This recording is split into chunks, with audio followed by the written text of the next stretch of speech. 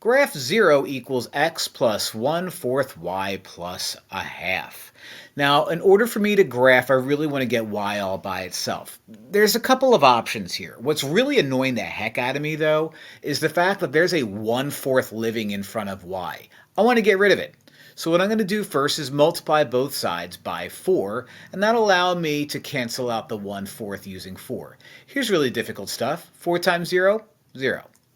Distribute the 4 to everything, so 4x, 1/4 y times 4 is going to be positive y, and that's going to be plus half of 4, which is 2.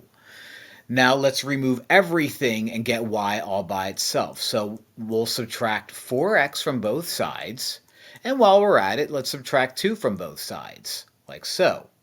That leaves us with negative 4x minus 2 equals y. Now that y is all by itself, tell you what, I don't like it. Let me flip-flop things around. Y equals negative 4x minus 2. Now that y is all by itself in a position that I enjoy, I can compare this to y equals mx plus b. Now, this is slope-intercept form, which means when y is all by itself, the number floating around in front of x is going to be my slope. So my slope is negative 4, or negative 4 over 1.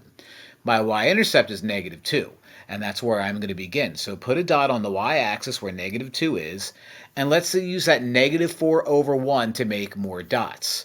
Now, negative 4 over 1 is a negative slope, goes down and to the right. So I can go up 4, left 1, up 1, 2, 3, 4, left 1. Can I do it again? Yep, 1, 2, 3, 4, left 1. And if I want to put more dots, I can go down 4, 1, 2, 3, 4, right 1, and put a dot right there.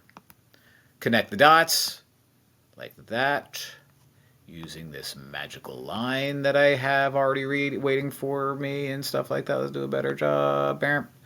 Let's make some arrowheads, and just like that, straight line going through my dots. Bada bing!